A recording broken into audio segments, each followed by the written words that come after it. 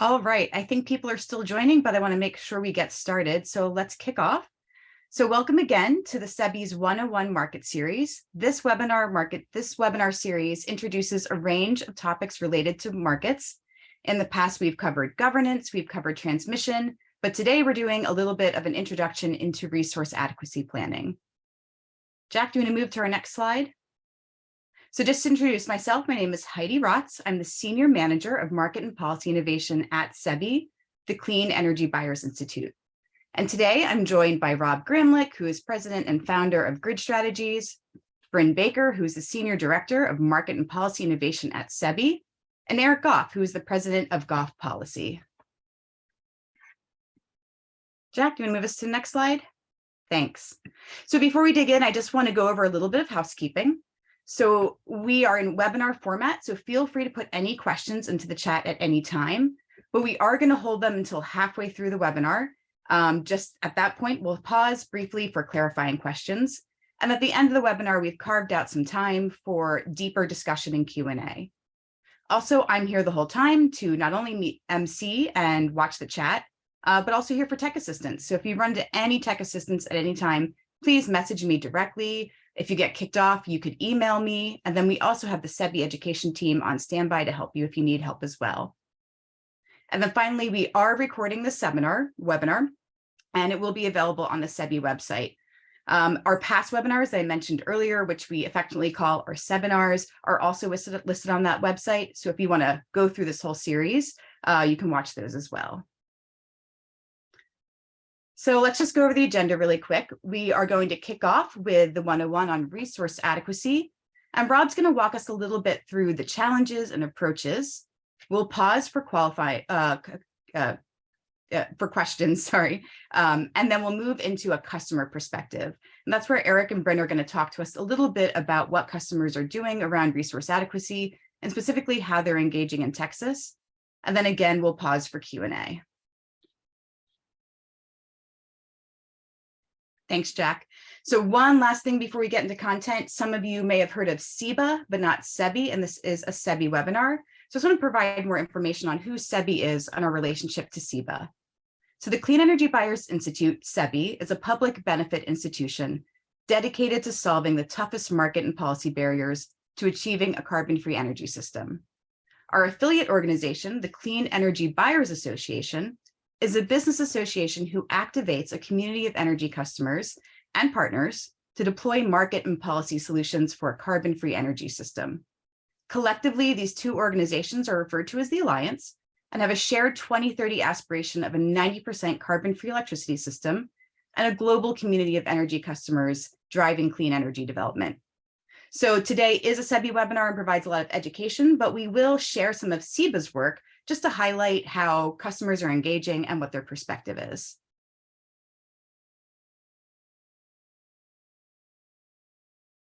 Thanks, Jack. So with that, I'm going to hand it over to Rob. Rob, do you want to tell us a little bit about resource adequacy and provide some 101 on what it means and what the big challenges today are? Sure, Heidi. Good to be with you all. Resource adequacy is a topic I've spent a lot of time with over the last 25 years. Back in the early days there, it was a question of how do you transfer into competitive markets with sort of the old planning methods, and resource adequacy and then capacity markets was sort of the way to do that. And then the current issues are illustrated by slides like this, which just to orient you to what you're looking at. This is one of these plots of renewable energy output over time. And you can see in this particular one, this is winter in Minnesota. So you can see a lot of wind and then a little bit of solar, the red blotches there. Is a few years ago, you can get to higher solar. But the point of looking at this is what's resource adequacy in a high renewable scenario. These sorts of studies can show that, sure, you can get to 60–80% renewables, but you do have to worry about these sort of 3 to 5 day periods where you would have very little wind or solar. So then the idea is you probably need something else around. Imports can do a fair amount. Imports are shown here in the beige. So that's basically transmission, interregional transmission. Can kind of come in and bail out one region with resources from it for another. But there's also probably a need for some firm type of resource shown here by the gray. And, in most regions of the country these days, gas plants are providing that firm resource. And then, hopefully someday we'll have some clean carbon-free form of that resource. When we go to the next slide, so resource adequacy, I think, is also related to the sort of different resources on the system, each playing their role. I guess it's World Series time, so I usually talk about basketball teams, but let's say it's a baseball team of different resources. Wind and solar, again, provide a lot. This is Jesse Jenkins' slide. It's a good, I think, articulation of the roles that the top left is the sort of renewables, and you could consider those fuel saving variable resources. And then we all know flexibility is really helpful, things like duck curves. So the fast burst, things like short duration batteries are the top right. But then there's, to deal with these sort of long duration periods of time, that's where these firm resources come in. And of course, today we don't really have a good carbon-free form of those, but the gas plants largely serve that role. So why don't we go to the next slide? So then you have to figure out, well, in this power system and in these markets, how do you compensate those things? How do you make sure those things are there, those dispatchable resources? We all want a reliable system. Even as we get to, again, tenfold the renewables or whatever from today. And so this shows the sort of the left half of the graph is sort of before we've decarbonized. The right half and the far right plot there is after we've decarbonized 1 gram, meaning lower emissions. And you can see, like, the blue is the amount of let's see. So those are prices. So the amount of low dollar prices versus high dollar prices. And so what you can see is different types of resources end up making more and more of their annual revenues in the very high priced times, which is very few hours of the year. So like 2% of the hours of the year is when those dispatchable firm resources need to make their money. So it gets, as we decarbonize, they go from dispatching a lot, high capacity factor, to dispatching very little, low capacity factor, into a very concentrated period of time. This relates to resource adequacy because, there are different ways you can compensate that. You can do it sort of energy only markets like Texas, or you can go to a sort of an insurance policy, a capacity market, where you just pay for that capacity to make sure that they're there. Then you don't have to rely so much on high, spiky, peaky prices during those few hours. So next slide. All right, so there's a couple terms here that become important. Capacity factor, I talked about, like those dispatchable plants, how much you operate. That's often it's also a useful term for wind and solar. You can get 40+% capacity factor from wind plants in good areas. Solar a little less than that, but tracking's higher than fixed, et cetera. But that's all completely different from capacity value. The relevant concept for resource adequacy is capacity value. And that is the contribution of a resource to avoiding a system's risk of dropping load. So if you think about, 5-10 years ago, solar coming into California, it had very high capacity value because it was providing power right in those peak summer afternoons when was the risky time for dropping load. As we get more and more solar, that becomes less of a problem. The problem shifts to evening. So then now it becomes anything that can provide power in the evenings becomes really valuable in a place like California. So batteries are providing a lot of that right now, for example. So it sort of shifts around, over the years based on the resource mix, and it shifts around over time of day based on what is there, what is needed. So this is why we get into these studies, and there's this metric called effective load carrying capability. It's been around for like 40 or more years. Used to be used for fossil plants, but it's it's basically the contribution of a resource. It's a measure of capacity value. So you can do a study, do like an hourly study, and see, okay, what is the contribution of this resource? So wind in the PJM region gets in the sort of, I think, 12-ish% effective load carrying capability currently. Offshore wind gets higher because it's more likely to be running at the time the system needs it. PJM still being a summer peaking system, although that's changing too.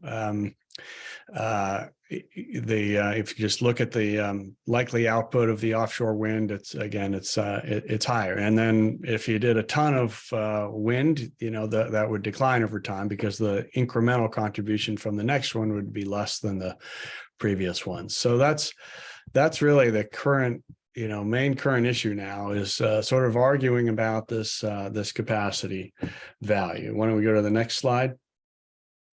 Just to show this declining capacity value concept plotted here and in a number of different studies.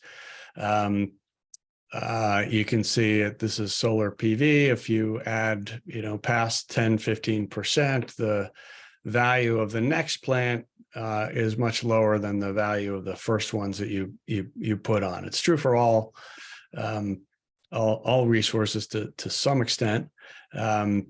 It's particularly true for PV. Next slide.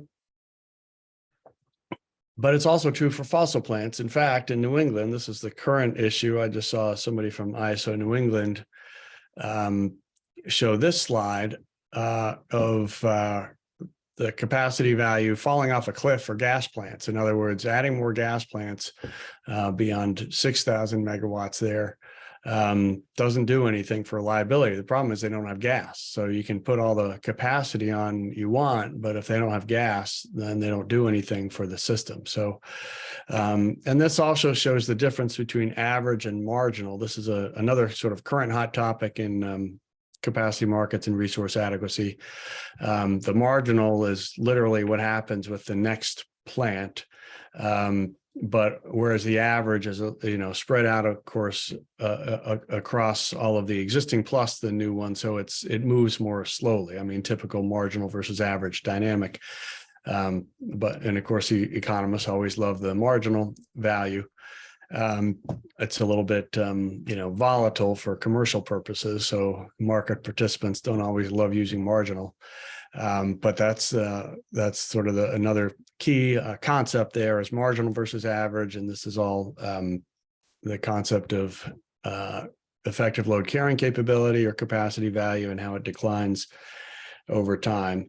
And so let me just say a few more words. Happy to leave plenty of time for Q&A here. This is my last image, but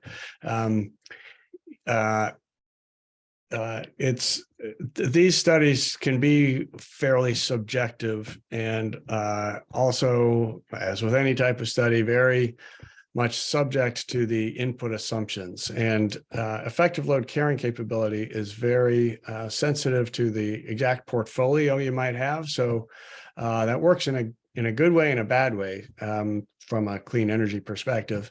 The good way is that certain resources are very complementary. So solar and batteries are very complementary with each other. If you add more batteries, then the solar capacity value is higher, and that decline rate and sort of saturation rate is much flatter. And in other words, it goes out longer. You get more capacity value the more you add when you have those batteries in place, and vice versa. So those two get along very well. Wind and any type of long duration type storage like hydro also get along very well in terms of complementing each other's capacity value. But there are so many input assumptions into these, and it's probably impractical to be doing, sophisticated studies every time.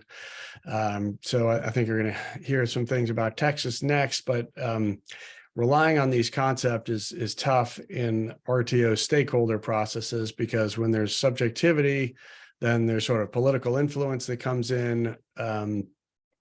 With different interests of parties. Of course, incumbents are very influential in these stakeholder committees, and so it becomes very difficult to get an honest, objective answer out of the process. And then the last thing is just this sort of general shift from the traditional simplistic resource adequacy test, which was simply sort of look at forecast future demand or load, count up all the capacity you'll need to meet that, plus a reserve margin. The typical sort of 15% reflects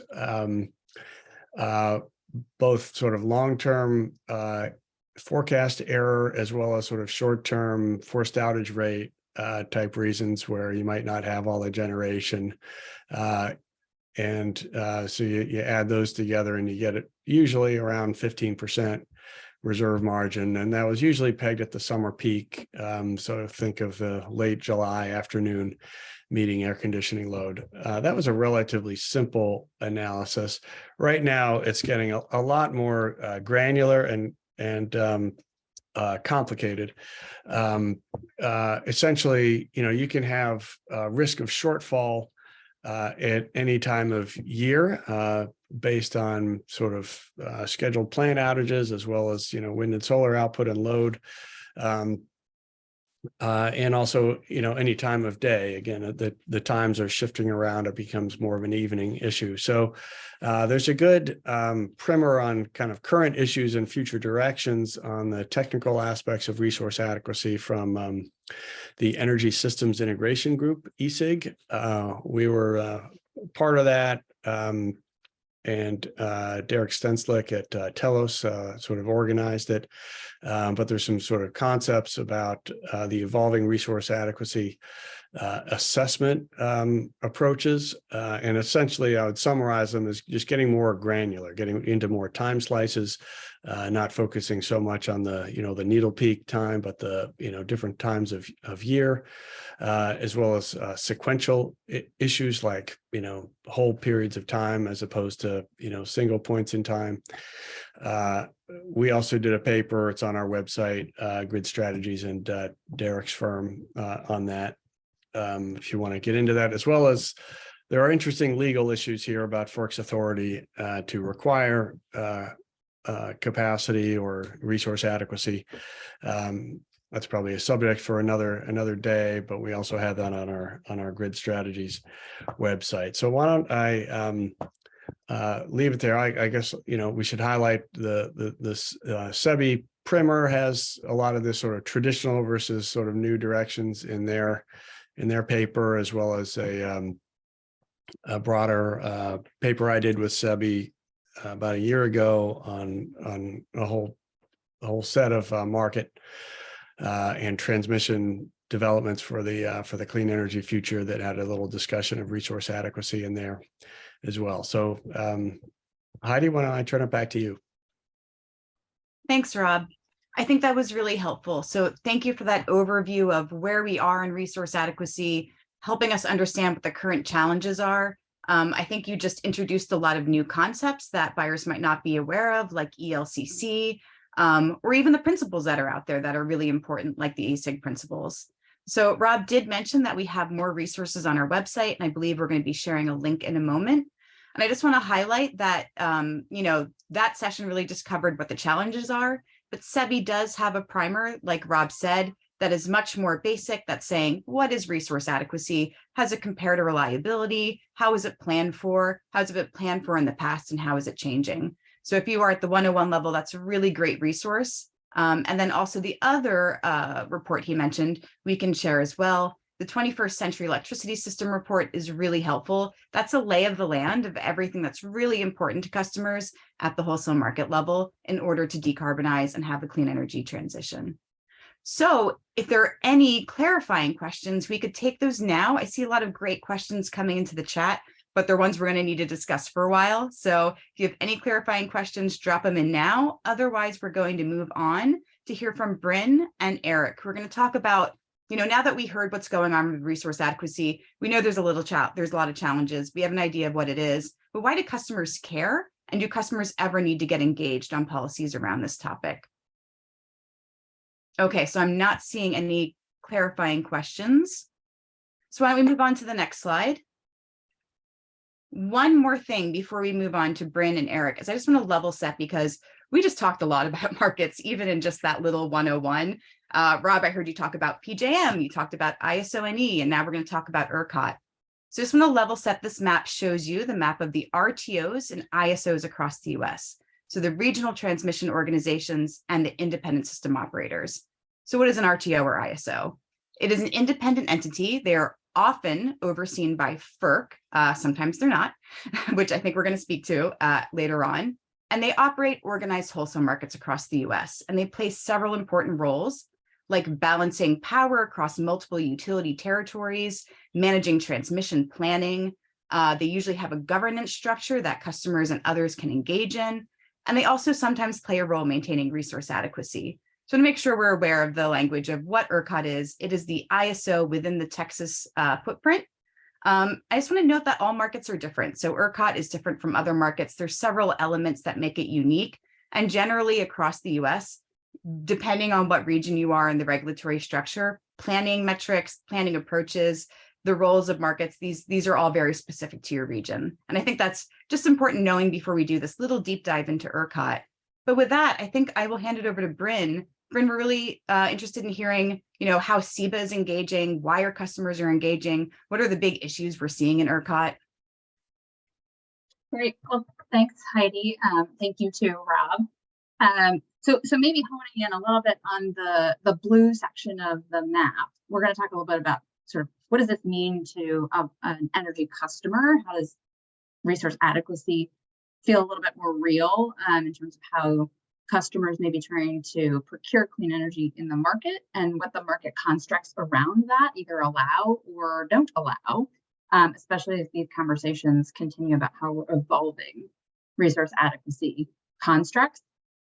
So I'm really just the transition, so you can hear directly from Eric Goff, who's the expert in Texas, to sort of make this feel a little bit more real. But we're focusing on Texas because it's a current and pertinent example of why resource adequacy constructs have a big impact on customers. What's being proposed there could have really big impacts to costs being passed on in both existing and future power purchase agreement contracts. And it obviously certainly affects this community's broader goals of figuring out how to decarbonize the grid reliably. So to just set the stage a little bit more about the context that's pretty unique to Texas, and sort of proving out that what works and holds true in one region is unique and different from other regions. So Texas is a little bit of an isolated example, but a current one. It's the Electricity Reliability Council of Texas, ERCOT, which operates the state's main power grid. And the ERCOT grid operates completely within Texas, serving about 75% of the state's land area. And because of that, because it doesn't extend across state borders, ERCOT is not subject to federal oversight. And that means it's dependent on its own resources to meet state electricity needs. And that means it's not regulated by FERC, the Federal Energy Regulatory Commission. And so it really is an island. It's not really connected to either the Western or the Eastern interconnects. And the other thing that's unique about ERCOT is that it manages both wholesale and retail, but ERCOT does not have a capacity market, one of the constructs that Rob briefly talked about. It is an energy-only market.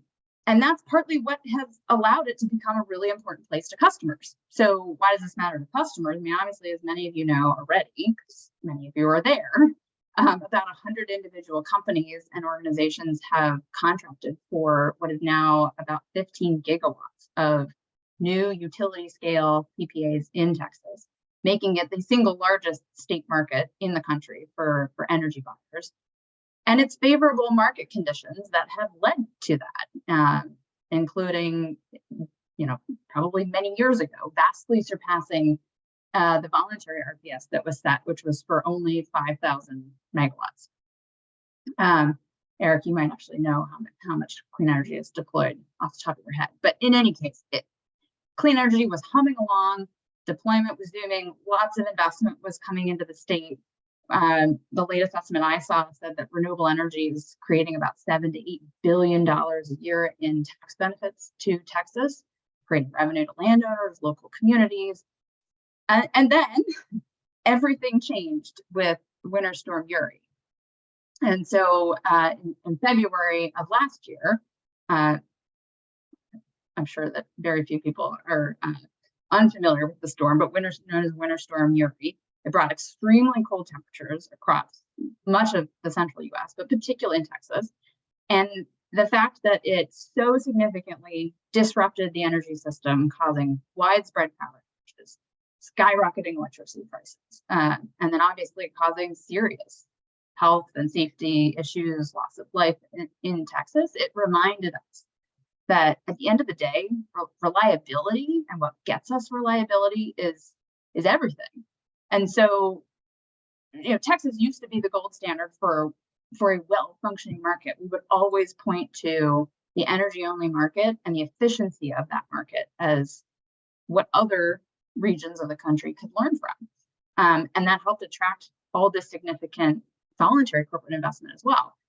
Eric is going to, I think, recap a little bit more for us what really happened with Winter Storm Uri, but the main takeaway is that largely for political reasons, all of the finger pointing afterwards pointed at variable renewable generation as the cause of those outages in the state, rather than what it really was, which was a natural gas failure. But that has now sparked heated conversations about how to ensure a disaster like Uri does not happen again.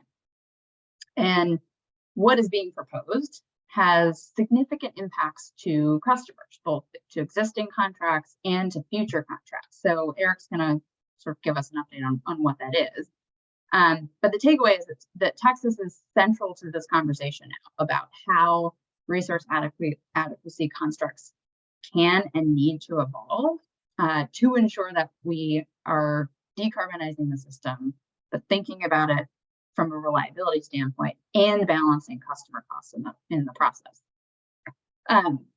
So with that, Eric, I'm going to turn it over to you to just walk us through any other pertinent details about how we got in this situation in Texas, a brief history of what's being proposed to address resource adequacy shortcomings coming out of the winter storm, and then how those proposals are, likely or could impact customer contracts. All is really an illustration of how does this really hit home for customers in terms of how it can impact you directly, and why getting involved in some of the policy and regulatory discussions around evolving these constructs is really important. So over to you. Great, thank you so much. My name is Eric Goff. I'm a consultant here in Austin, Texas. You might be able to see the Paramount Theater behind me down on Congress Avenue. Texas has been a very active regulatory space since Winter Storm Uri. And it kind of highlights the difference between a resource adequacy plan and the lived reality on the ground. So Texas and ERCOT has had an energy only market. Rob and Bryn refer to that. And what that means is the revenue that a generator needs in order to make a profit or recover their investment costs comes from selling energy. Whereas in other resource adequacy constructs, there's an additional mechanism like a capacity market or other mechanism that provides additional revenue and possibly insurance for policymakers or the public to be able to have, a belief about more certainty for what could happen in the future. And as Rob stated so well, it depends on what you model. Whatever you model is what you're going to try to value. And so if the model is accurate and the incentive structure that you're setting up in order to financialize that model is correct, or at least good enough, then you can get incentives to provide additional capacity that is then operationalized and made available when the grid operator needs it. In Texas, all of those incentives are driven by a risk or reward of a very high price. It was $9,000 during Winter Storm Uri, and that lasted for days and resulted in billions of bad debt because some load serving entities like the Brazos Electric Cooperative just failed to pay those bills. The legislature had discussions about whether or not they should lower that, and following the legislative session, the Texas Public Utility Commission lowered that from $9,000 to $5,000, which still creates a substantial amount of risk or reward for being short or long on energy. And the intention is to make sure that power plant operators are available during those times of potential shortages of reserves or low reserves or lower than desired reserves, as well as to encourage loads themselves, customers, to curtail whatever operations are unnecessary given that price point. A lot of that depends on your contract in Texas. Texas has, in many parts of the state, has a competitive retail market. So in the largest, most populous areas of the state, customers can choose their retail electric provider and their desired contracting terms.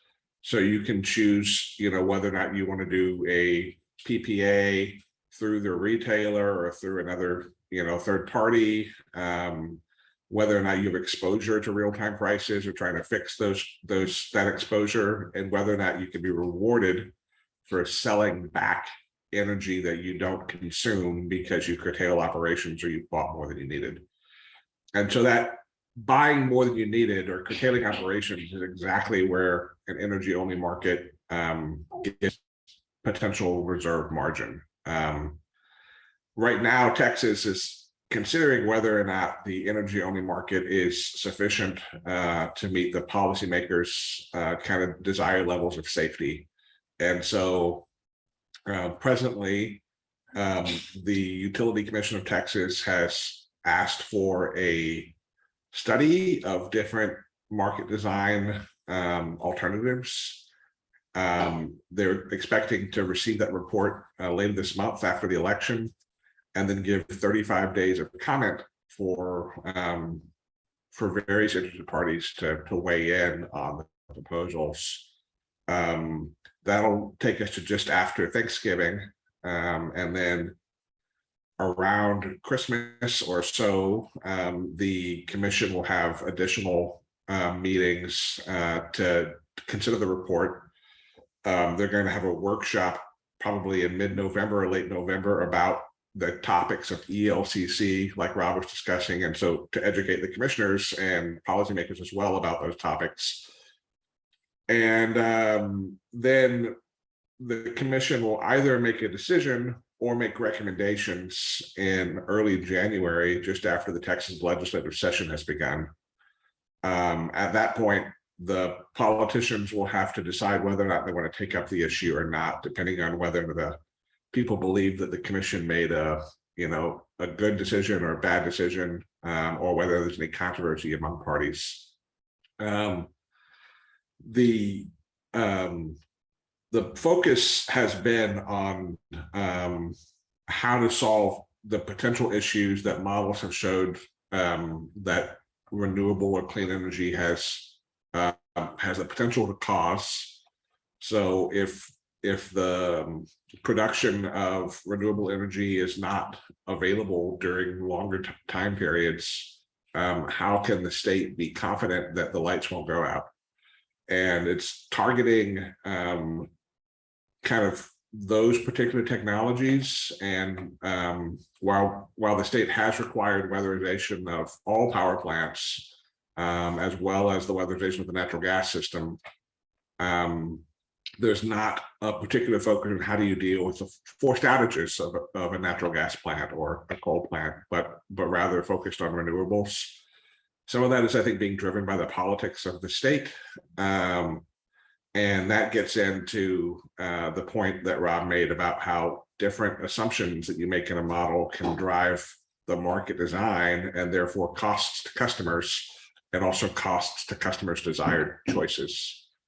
So one option that the commission is considering is an LSE obligation, or LSEO, which is, for all intents and purposes, in the short call semi-liquid capacity market, where a load serving entity, i.e. your retailer or utility, if you're in a municipally owned area or cooperative, has to show that they're buying power from accredited sources that have sufficient metric capacity value, ELCC, in order to meet the modeled needs of ERCOT, which could drive them to purchase power that is not clean.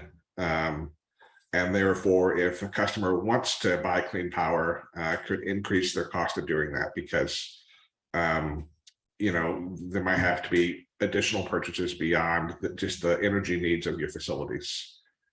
That impact on your LSE or your retailer's incentives could drive them to either try to renegotiate contracts or rely on change in law contracts that are in your existing contracts. So I would encourage you to take a close look at your change in law provisions that are in your existing PPAs and retail contracts to see that you have confidence that you understand what to expect if your retailer were to try to do a new pass-through charge. And then finally, a little bit about demand response.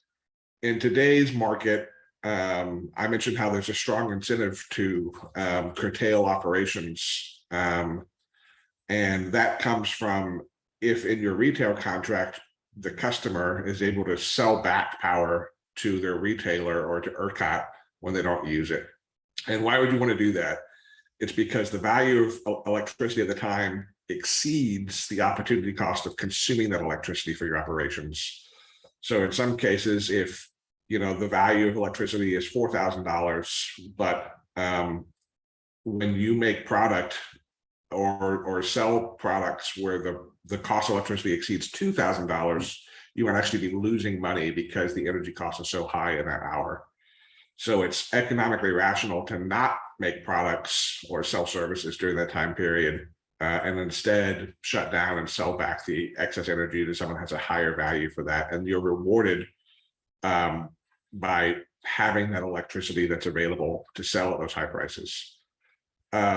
That's kind of high level, but it's difficult to operationalize for many customers, and it's worth evaluating how to do that. I have a quick example before we move to questions about how we've had that in the past.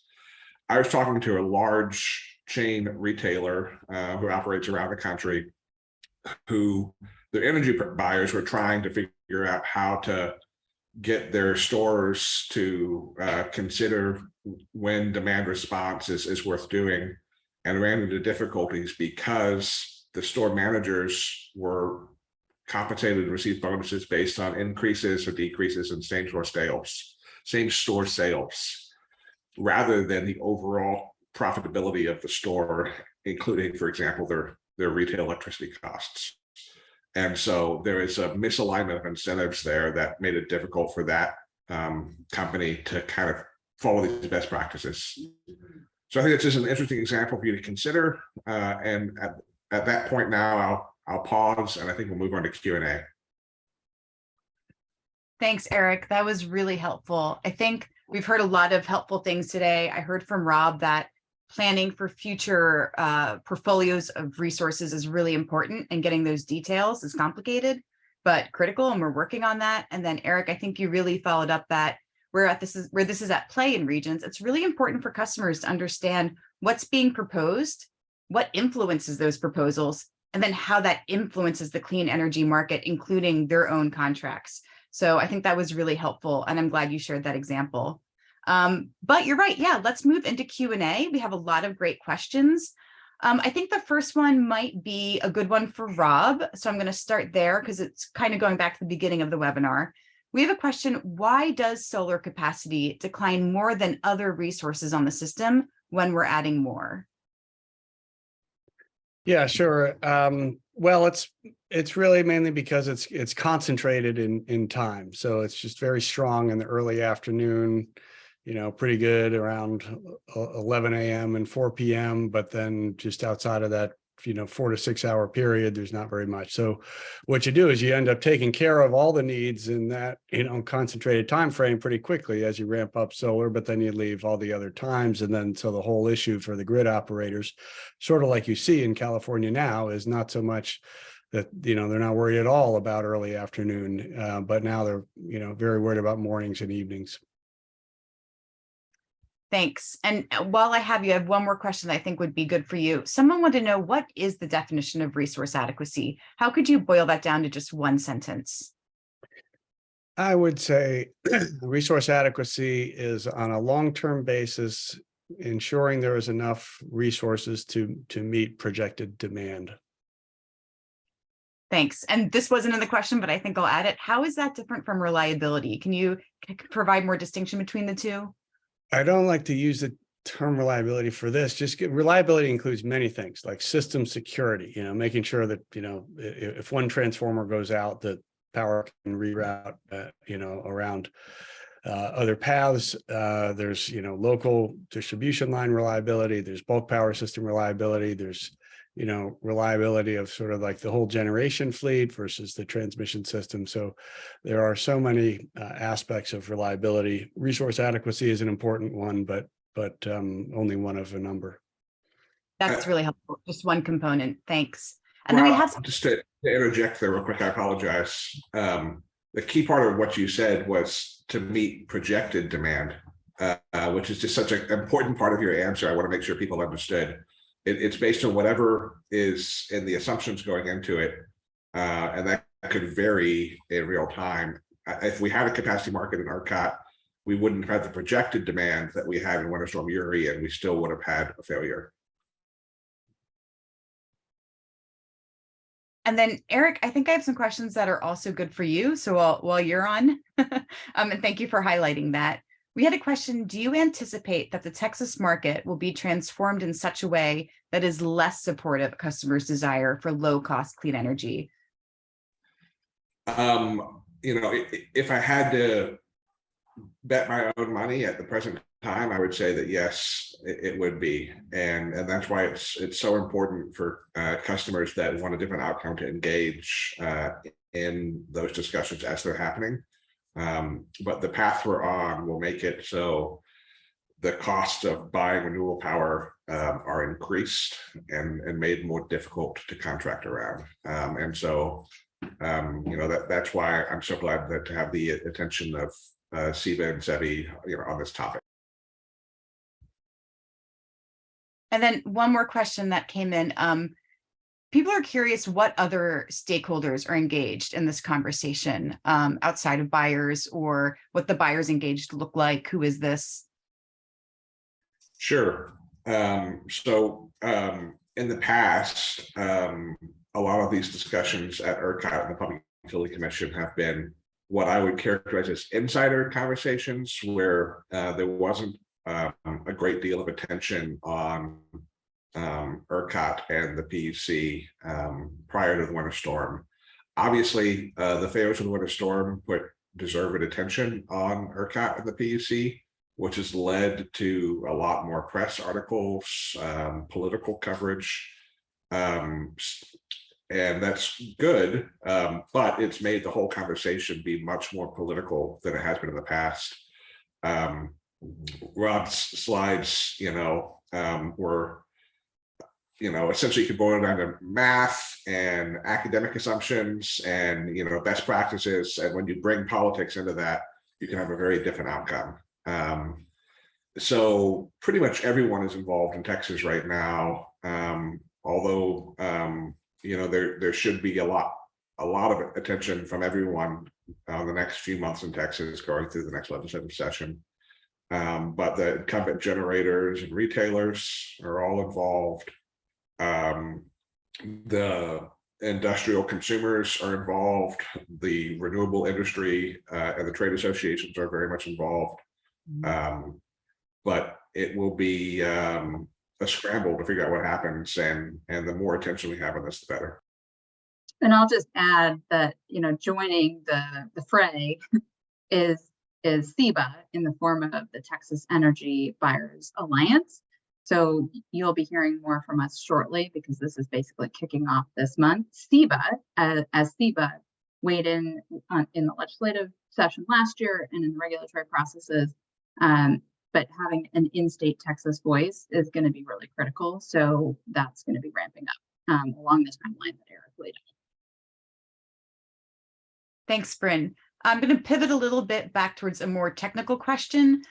Someone asked, renewables paired with battery storage will be an integral component of grid resource adequacy. But most VPPAs, so that's a virtual power purchase agreement, with corporate off-takers, don't take into consideration capacity or resource adequacy. How can we align incentives to ensure that resource adequacy is valued by the corporate off-take community? How about I start, and then Eric and Rob, you're welcome to add some other thoughts. I mean, you're absolutely right that there's misaligned incentives here, and a lot of that actually goes back to the way that customers get credit for and account for clean energy purchases. And that is on an annual matching basis. That is how companies are issued and track recs, and it's how you report them. And it's, the whole system is built around annual matching, which has nothing to do with an incentive for actually thinking about this on a 24/7 round the clock basis. That is actually why I think a big part of the conversation in the customer community is now talking about what does it look like to procure, if not perfectly matched to 24/7, moving in that direction of thinking about how does capacity factor into these equations. And even though it's still pretty nascent, we are seeing more and more customer deals that are a combination of a variable resource and storage, or even thinking about it beyond storage and starting to think about how does hydro come into that, or even other types of portfolio resources to build a contract that is firmed and shaped. And so there's a lot of innovation, I think, happening in the market around that. But part of your question is that there's not an aligned driver for that, other than customers themselves recognizing that they want to procure differently. That's probably a whole other seminar that we need to do around how does the market need to evolve to help make those types of round-the-clock procurements easier. Yeah, I think that's a great example to talk about in Texas. If Texas were to move to a resource adequacy construct that was more like PJM or California, but have assumptions about the value of solar and wind that's different than PJM or California, you could get different outcomes. And the same thing applies for storage. A lot of policymakers and politicians in Texas say that they really want to pair renewables and storage. They want to figure out how to make that happen. And I know that the developers of those products would be eager to add storage if they were able to make money doing that. And so the question is, from a policy perspective, do you want to require that to happen, via giving a much higher ELCC value to solar plus storage? Or do you want to kind of allow the buyers and sellers to get there on their own and assist in that process? So, for example, Texas could disaggregate its monthly renewable energy credits into hourly or 5-minute credits. And if they did that, it would make it easier for people to transact around that. And I think Texas would be open to that, but it just hasn't been, the top line priority at this time. But I think if someone made a case for how that would help with contracting and let customers make more reliable decisions, then, it could be an active policy area in Texas. I just want to quickly underscore what you just said, Eric, which is that's enabled by more granular time-based, both instruments and then market signals. Yeah, if I could add one other point, I think Bryn and Eric covered the sort of the commercial aspects. Well, just one point on pairing and resource adequacy is that, resource adequacy doesn't care if a resource is paired together on site or if they're 500 miles away, right? It's a system concept. So again, there are a lot of portfolio synergies like PV and batteries, but they don't have to be together. There's certain advantages to doing that, but the system doesn't care where they are. Thanks all. We generally like to end the webinar 10 or 5 minutes before the hour, just to give folks, time to do something before their next meeting. But I want to thank you for participating today. Thank you, Rob. Thank you, Eric. Thank you, Bryn. Just for next steps, this is part of an ongoing series, like I mentioned before. You can find our past presentations on the website, and keep an eye out. We're going to do much more of these sessions on resource adequacy. We scratched the surface on a ton of topics today related, and Texas was just one example of where this is really important.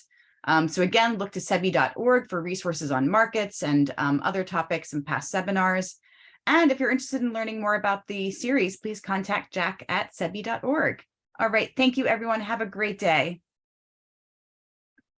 Thanks all. Thanks, Heidi.